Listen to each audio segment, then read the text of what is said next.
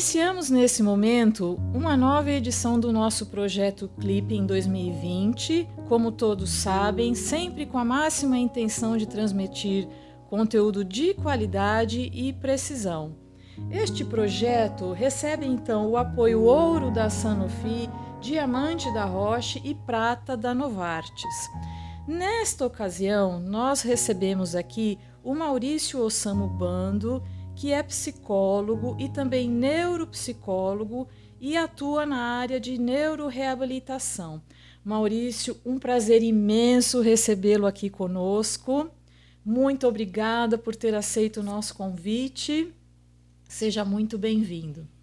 Alice, eu que agradeço pelo convite. Me sinto honrado, né, por estar participando desse momento e muito obrigado. Muito bem. Olha, eu tenho certeza que a nossa conversa aqui vai ser muito interessante para os nossos ouvintes, porque os conteúdos são, de fato, cruciais para a nossa lida no dia a dia. Mas, assim, Maurício, eu fiquei pensando, né? Por que você decidiu comentar conosco sobre esse tema, fake ou fato na psicologia? Alice, você não acredita que ainda hoje existem muitas dúvidas com relação à psicologia e com relação à esclerose múltipla também, né? E para você ter uma ideia, né, muitas pessoas acreditam que a psicoterapia só serve para loucos, né? E isso no tempo de hoje, né? Ou acreditam que a terapia é só para problemas graves ou então só para as pessoas fracas que não conseguem lidar sozinhas com as dificuldades. E não é bem assim. Uma coisa interessante, recentemente recebi uma ligação de uma filha de um paciente que tinha por volta de uns 60 anos, e ela me dizia que o pai estava bastante depressivo, né, com pensamentos negativos, né, e ela comentou com o pai sobre a possibilidade de fazer terapia. E o pai simplesmente não aceitou, falou que não queria saber disso, né. E ela ligou para mim e assim, a gente também não pode iniciar um tratamento se a pessoa não aceita. Então, para você ver como que passa por essa questão do preconceito, né, com relação a esse tratamento, né? Enfim, então, no caso dessa pessoa, se a pessoa conseguir aceitar um tratamento, sim, ela vai ser muito, muito beneficiada com isso. Sem dúvida. Eu entendo perfeitamente que a adesão ao tratamento psicológico deve ser voluntária, não é? Mas eu noto também que em muitas situações a pessoa ela não nota a real necessidade de fazer esse tipo de terapia, não é? E, aliás, fazendo aqui um apêndice, eu tenho para mim que a psicoterapia ela deveria ser universal, né? Não se aplica apenas às pessoas com esclerose múltipla. Sim, claro, Mas sem dúvida. muito interessante esse seu comentário. E ainda mais, não é, pensando aqui nas pessoas com esclerose múltipla, tem um comentário muito jocoso que as pessoas costumam fazer, dizendo que quem tem esclerose múltipla é um esclerosado. O que você acha acerca desse comentário? Isso é verdadeiro? Alice, isso é um fake. Isso é um fake. E, aliás, é um dos maiores enganos, né, com relação à esclerose múltipla, né? Tanto que é tão absurdo isso que os próprios pacientes brincam com essa situação, né? Eles brincam, eles dizem, acontece isso porque eu sou esclerosado, né? Eles brincam porque isso realmente é muito gritante, esse erro, só que muitas pessoas ainda não conhecem, né? Então, para ter uma ideia, o termo esclerosado, né, tem a ver, assim, de forma popular, tem a ver com uma pessoa caduca, senil, com juízo debilitado, né? E a esclerose da esclerose múltipla tem a ver com as lesões, né, que foram causadas pela inflamação, né, causando aí as cicatrizes, né? E não tem nada a ver com esse esclerosado popular, né? Então, o que acontece, na verdade, por ter essa confusão, os pacientes sofrem muito preconceito. Ou seja, quando ele fala que tem esse diagnóstico, as pessoas já falam, nossa, você é esclerosado, ou tem um preconceito no sentido, você tem um juízo debilitado, você é louco, enfim, tem vários termos que acabam acontecendo, né? Então, é um fake e o paciente com esclerose múltipla não é caduco, nem senil, nem tem juízo debilitado. Ah, perfeito. Bem, então, adiantando um pouco, é fato que a psicoterapia é extremamente benéfica, não é, para todas as pessoas e ainda mais para as pessoas acometidas pela esclerose múltipla, porque existem muitas inquietações advindas da própria condição imposta pela doença e também, como você bem comentou, essas questões preconceituosas, não é? Que a sociedade muitas vezes impõe a essas pessoas. Mas eu gostaria muito de ouvir as suas considerações sobre como a psicoterapia pode, então, ajudar essas pessoas com esclerose múltipla. Alice, você tem razão, a terapia não é só boa para quem tem o diagnóstico, mas é boa para todas as pessoas, né? E vai depender muito de pessoa para pessoa, vai depender do momento de vida, porque cada um vai ter uma necessidade, né? Tenha o diagnóstico ou não, né? Pensando na esclerose, a pessoa passa por vários momentos e passa por vários sentimentos. Então, por exemplo, né? O sentimento de não ser compreendido, muitas vezes um sentimento de tristeza, de raiva, de ansiedade, um sentimento de preocupação com o futuro, né? E esses sentimentos precisam ser expressados, né? Não pode ficar só com a pessoa, ele tem que se expressar.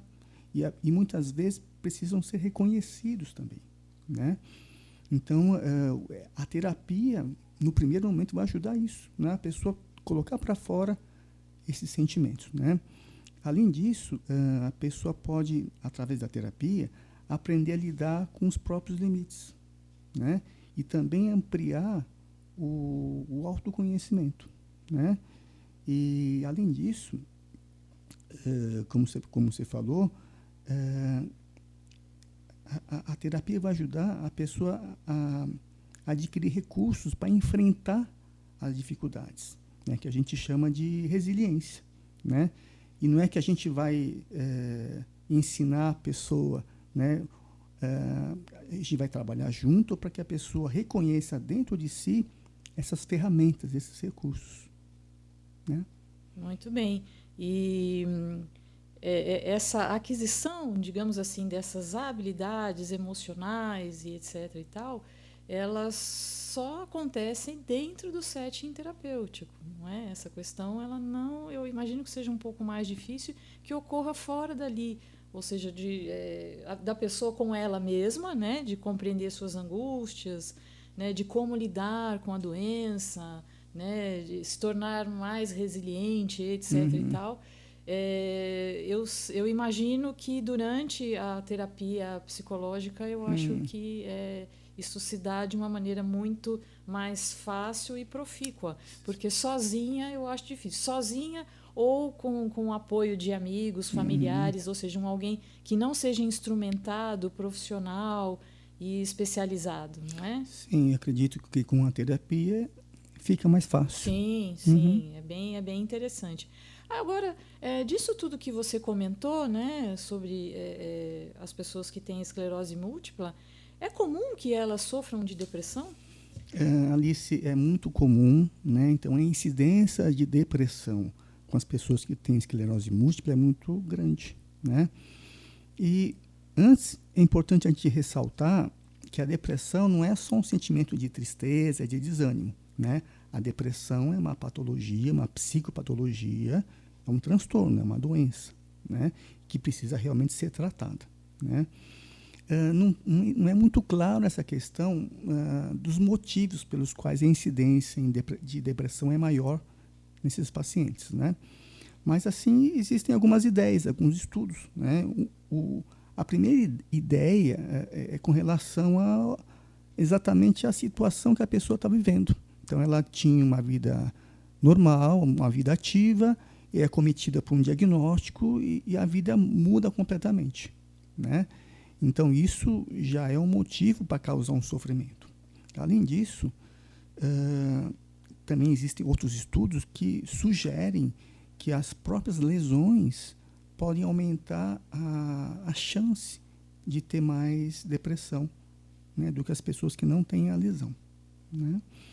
E, além disso, algumas medicações para a esclerose, elas têm como efeito colateral justamente a depressão.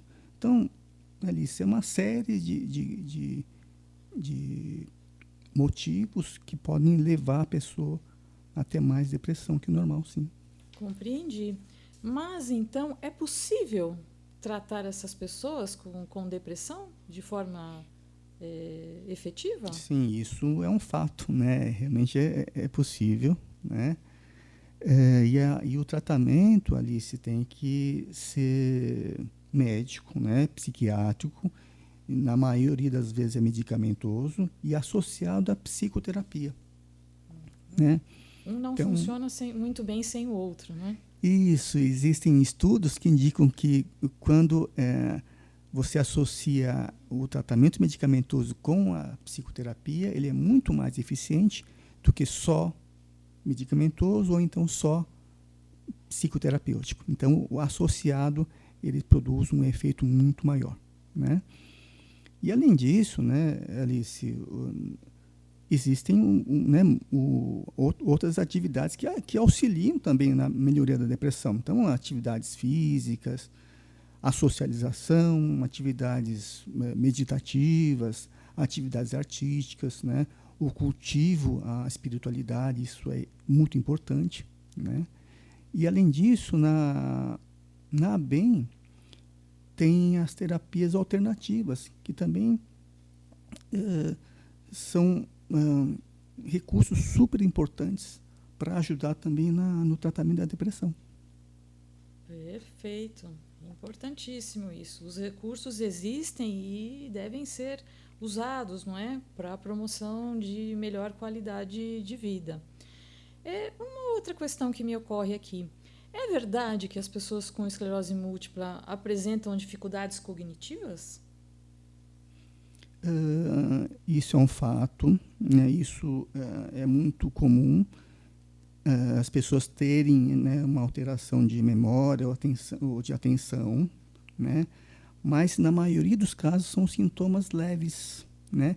Esses sintomas leves não vão atrapalhar que a pessoa tenha uma autonomia, tenha uma independência na vida, né? Porque são sintomas leves, né? E, além disso, Alice, para que você não tenha um avanço dessas alterações, é importante a pessoa ter uma vida ativa também, né? Lógico, respeitando os limites, mas se a pessoa tem atividades, se elas continuam, por exemplo, trabalhando, né? Isso é uma boa indicação, porque isso é um estímulo para a pessoa, né? Então, são formas de manter.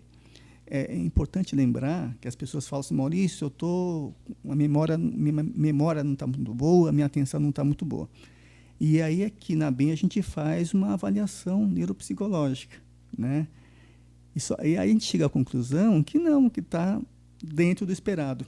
É que, na verdade, todas as pessoas, ao longo da vida, a gente vai envelhecendo. E, envelhecendo, a gente vai perdendo capacidades cognitivas. Isso acontece com todo mundo. Então, na avaliação, a gente vai analisar o esperado para cada idade. Muitas vezes não tem alteração, porque a gente não tem realmente a mesma qualidade cognitiva com 50, a mesma que a gente tinha quando tinha 20 anos, né? Então, tem essas alterações. E, para quem tem uma alteração mais importante, né? Aí sim também temos aqui na BEM um trabalho de reabilitação cognitiva. Importantíssimo, importantíssimo. E, assim, Maurício, você poderia nos contar um pouquinho, além das possíveis alterações, como você disse, de memória e atenção, quais são os outros sintomas cognitivos que nós encontramos? Alice, basicamente é a memória e a atenção, mas também tem a alteração que a gente chama de velocidade de processamento, né? Então, são as mais comuns. Quando a gente fala em atenção, a gente está falando em atenção que a gente chama de atenção concentrada, alternada e dividida, né? Fazendo um resumo, né? A concentrada é você manter o foco numa atividade só, a alternada é você alternar o foco em duas ou mais atividades ao mesmo tempo, atividades. Agora essa tem que cortar. Segue, depois ele tira. Uhum. A pergunta que você fez mesmo? Eu perguntei quais são os outros sintomas cognitivos além de atenção e memória. Isso. Então, Alice, além de atenção e memória, tem a velocidade de processamento também. Mas falando sobre a atenção ela é dividida em atenção concentrada, alternada e dividida, né? Fazendo um resumo, né? A atenção concentrada é você manter o foco num estímulo só, a alternada é você alternar os focos e a dividida é você manter a atenção em dois ou mais estímulos simultaneamente, né? E nesses 3 itens acaba tendo uma pequena alteração, sim. Então, o que a gente recomenda que essas alterações, como são leves, não vai afetar de uma forma direta a autonomia, a independência e a resolução de problemas das pessoas. Mas o que a gente sempre recomenda, por exemplo, não fazer muitas coisas ao mesmo tempo, né? Então, faz uma coisa de cada vez, né? Porque isso vai manter uma qualidade, né, na tarefa executada. Se a pessoa fizer várias coisas ao mesmo tempo, isso pode, além de gerar um estresse, né, pode gerar aí uma falha na qualidade da atividade, né? Perfeito, muito bom. Bom, então, o que fica para nós é que assim, a abordagem da psicologia e da neuropsicologia, ela envolve não apenas a terapia em si, mas também as avaliações e as análises que são importantíssimas para as questões de diagnóstico. Bem, Maurício, muitas pessoas estão fazendo psicoterapia online por conta dessa época em que vivemos, né? Por conta da Covid-19, etc. e tal. Esse tipo de atendimento surgiu por causa da pandemia? Alice, isso é um fake, na verdade, porque a psicoterapia online já acontece já há bastante tempo, né? Desde 2012, aproximadamente, já acontece a terapia online, só que conforme a regulamentação do CFP, ela acontecia com algumas restrições, né? Desde 2018, né, na última resolução, foi realmente regulamentado essa prestação de serviço. A ABEM, por um tempo, ela oferecia essa terapia online aqui, né, no nosso espaço também. Perfeito. Então, assim, o que é recomendado é que as pessoas que já estavam em psicoterapia, que não deixem, não é, de realizá-la por conta da pandemia. Elas podem, sim, continuar o tratamento de forma à distância, não é? Pelo tratamento Alice, online. é fato, né, que a terapia presencial é melhor, porque você está em contato direto, né, os dois estão em contato diretos, né? Mas na verdade, pensando no momento atual, a terapia online tem sido uma das únicas soluções. Sim. Né? E tem sido essencial como um tratamento para as pessoas que precisam lidar com todas as angústias, toda a dificuldade de um isolamento, de uma pandemia. Sim, e não deve ser interrompido, não é? Por conta disso. Ele pode, sim, a despeito do atendimento presencial ser mais interessante, digamos assim, ser mais rico, não é? Por conta da pandemia, ele não deve ser abandonado, deve ser seguido de modo online. É isso? Sim, deve ser seguido. E sabe que as pessoas também acostumam com esse, como a gente percebe que as pessoas estão se acostumando com as reuniões online, etc., o tratamento online, as pessoas estão acostumando também. Sim. Então, é uma questão de adaptação. Tempos então, novos, não é? Então, a resiliência, como você bem comentou. Então, eu diria que é fake dizer que a terapia online não funciona, porque sim, funciona sim. Perfeito. Muito bem. Então, assim, uma coisa que eu gostaria de saber. Então, é possível ter qualidade de vida mesmo diante do diagnóstico da esclerose múltipla? Claro, Alice, isso também é um fato, né? Então, a pessoa, sim, mesmo com o diagnóstico, pode ter uma vida normal, né? Lógico que ela vai ter que compreender e respeitar seus limites, mas ela pode ter uma vida normal e com ótima qualidade de vida, sim, né? O que é importante? Fazer os tratamentos, né? Seja médico, fisioterapia, psicologia, fonoaudiologia, entre outros, né? Isso é muito importante. Outro ponto importante é a pessoa se manter ativa, né? Nas suas atividades, seja de trabalho ou de outras atividades que a pessoa se engaje, né? A parte da socialização é importante, né? A pessoa precisa criar e cultivar os vínculos afetivos. Isso é essencial, né? Precisa manter também os seus sonhos vivos. Isso é muito importante. Perfeito. Né? E ter os atos saudáveis, atividades físicas, atividades artísticas, boa alimentação, bom sono, né? E por último, o que eu acho que é muito importante é cultivar a espiritualidade, né? Muito bom. Bem, a qualidade de vida é composta por uma série de ações, não é? E eu acho que é importante que fique para todos nós que estamos aqui te ouvindo. Maurício, um prazer imenso em recebê-lo. Tenho certeza que todos devem estar satisfeitíssimos com as suas considerações. Foi ótimo, acho que tudo que você disse foi muito importante para as pessoas que nos ouvem e espero que nos encontremos em breve com outros assuntos então. Claro, Alice, eu agradeço pelo convite e fico à disposição caso alguém tenha alguma dúvida. Muito obrigado.